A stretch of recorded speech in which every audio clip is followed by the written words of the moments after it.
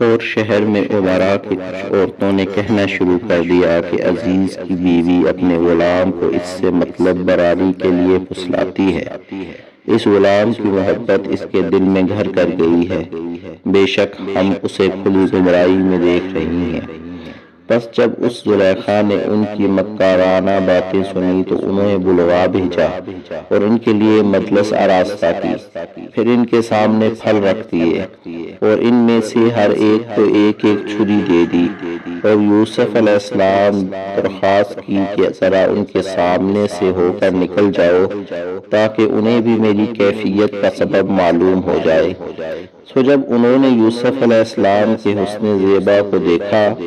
تو اس کے جلوہ جمال کی بڑائی کرنے لگیں، اور وہ مدہوشی کے عالم میں پھل کاٹنے کے بجائے اپنے ہاتھ کاٹ بیٹھیں، اور دیکھ لینے کے بعد بے ساختہ بول اٹھیں، اللہ کی پناہ، یہ تو بشر نہیں ہے، یہ تو بس کوئی برگزیدہ فرشتہ یعنی عالمی بالا سے اترا ہوا نور کا پیکر ہے۔ زلیخا کی تدبیر کامیاب ہو گئی، تب وہ بولی، یہی وہ پیکر نور ہے جس کے بارے میں تم مجھے ملامت کرتی تھیں، اور بے شک میں نے ہی اپنی خواہش کی شدت میں اسے پھسلانے کی کوشش کی، مگر وہ سراپا عصمت ہی رہا، اور اگر اب بھی اس نے وہ نہ کیا جو میں اسے کہتی ہوں تو وہ ضرور قید کیا جائے گا اور وہ یقیناً بے آبرو کیا جائے گا۔ اب زنانان مصر میں زلیخا کی ہم نوا بن گئی تھیں۔ یوسف علیہ السلام نے سب کی باتیں سن کر عرض کیا، اے میرے رب، مجھے قید خانہ اس کام سے کہیں زیادہ محبوب ہے جس کی طرف یہ مجھے بلاتی ہے۔ پھر یوسف علیہ السلام استغاثہ کی غرض سے بارگاہ الہی کی طرف متوجہ ہوئے جیسے انبیاء و مرسلین کی عادت ہے، اور عرض کیا، اگر تو نے ان کے مکر کو مجھ سے نہ پھیرا تو تیری مدد و حفاظت کے بغیر میں ان کی باتوں کی طرف مائل ہو جاؤں گا اور میں نادانوں میں سے ہو جاؤں گا۔ سو ان کے رب نے ان کی دعا قبول فرما لی اور عورتوں کے مکر و فریب کو ان سے دور کر دیا، بے شک وہی خوب سننے والا اور خوب جاننے والا ہے۔ پھر انہیں یوسف علیہ السلام کی پاک بازی کی نشانیاں دیکھ لینے کے بعد بھی یہی مناسب معلوم ہوا کہ اسے ایک مدت تک قید کر دیں تاکہ عوام میں اس واقعے کا چرچا ختم ہو جائے، اور ان کے ساتھ دو جوان بھی قید خانہ میں داخل ہوئے۔ ان میں سے ایک نے کہا، میں نے اپنے آپ کو خواب میں دیکھا ہے کہ میں انگور سے شراب نچوڑ رہا ہوں، اور دوسرے نے کہا، میں اپنے آپ کو خواب میں دیکھا ہے کہ میں اپنے سر پر روٹیاں اٹھائے ہوئے ہوں، اس میں سے پرندے کھا رہے ہیں، اے یوسف ہمیں اس کی تعبیر بتائیے، بے شک ہم آپ کو نیک لوگوں میں سے دیکھ رہے ہیں۔ یوسف علیہ السلام نے کہا، جو کھانا روز تمہیں کھلایا جاتا ہے وہ تمہارے پاس آنے بھی نہ پائے گا کہ میں تم دونوں کو اس کی تعبیر تمہارے پاس اس کے آنے سے قبل بتا دوں گا۔ یہ تعبیر ان علوم میں سے ہے جو میرے رب نے مجھے سکھائے ہیں،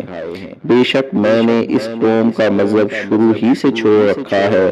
جو اللہ پر ایمان نہیں لاتے اور وہ آخرت کے بھی منکر ہیں، اور میں نے تو اپنے باپ دادا ابراہیم اور اسحاق اور یعقوب علیہ السلام کے دین کی پیروی کر رکھی ہے۔ ہمیں کوئی حق نہیں کہ ہم کسی چیز کو بھی اللہ کے ساتھ شریک ٹھہرائیں۔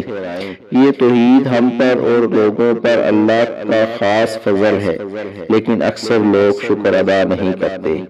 اے میرے قید خانہ کے دونوں ساتھیوں، بتاؤ کیا الگ الگ بہت سے معبود بہتر ہیں یا ایک اللہ جو سب پر غالب ہے؟ تم حقیقت میں اللہ کے سوا کسی کی عبادت نہیں کرتے ہو مگر چند ناموں کی جو خود تم نے اور تمہارے باپ دادا نے اپنے پاس سے رکھ لیے ہیں۔ اللہ نے ان کی کوئی سند نہیں اتاری، حکم کا اختیار صرف اللہ کو ہے، اسی کا حکم فرمایا ہے کہ تم اس کے سوا کسی کی عبادت نہ کرو، یہی سیدھا راستہ درست دین ہے، لیکن اکثر لوگ نہیں جانتے۔ اے میرے قید خانہ کے دونوں ساتھیوں، تم میں سے ایک کے خواب کی تعبیر یہ ہے کہ وہ اپنے مربی یعنی بادشاہ کو شراب پلایا کرے گا، اور رہا دوسرا جس نے سر پر روٹیاں دیکھی ہیں تو وہ پھانسی دیا جائے گا، پھر پرندے اس کے سر سے گوشت نوچ کر کھائیں گے۔ قطعی فیصلہ کر دیا گیا ہے جس کے بارے میں تم دریافت کرتے ہو۔ اور یوسف علیہ السلام نے اس شخص سے کہا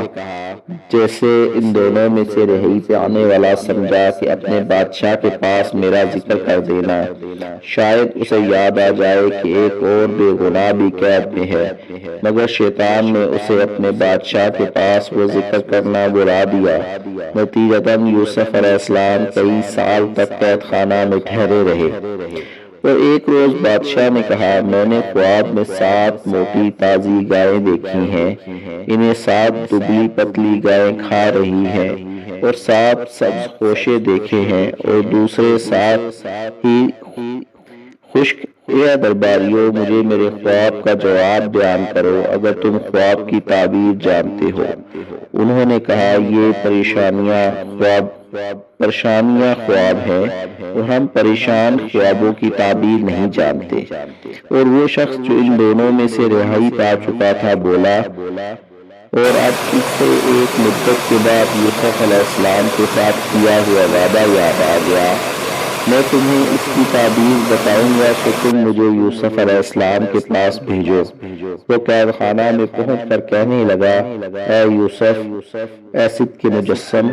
آپ ہمیں اس خواب کی تعبیر بتا دو کہ 7 فربا گائیں ہیں جنہیں 7 دبلی گائیں کھا رہی ہیں، اور 7 سبز خوشے ہیں اور دوسرے 7 خشک، تاکہ میں یہ تعبیر لے کر واپس لوگوں کے پاس جاؤں، شاید انہیں آپ کی قدر و منزلت معلوم ہو جائے۔ یوسف علیہ السلام نے کہا، تم لوگ دائمی عادت کے مطابق مسلسل 7 برس تک کاشت کرو گے، سو جو کھیتی تم کاٹ کرو گے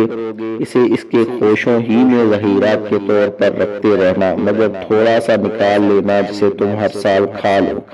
پھر اس کے بعد 7 سال بہت سخت خشک سالی کے آئیں گے، اور وہ اس ذخیرہ کو کھا جائیں گے جو تم ان کے لیے پہلے جمع کرتے رہے تھے،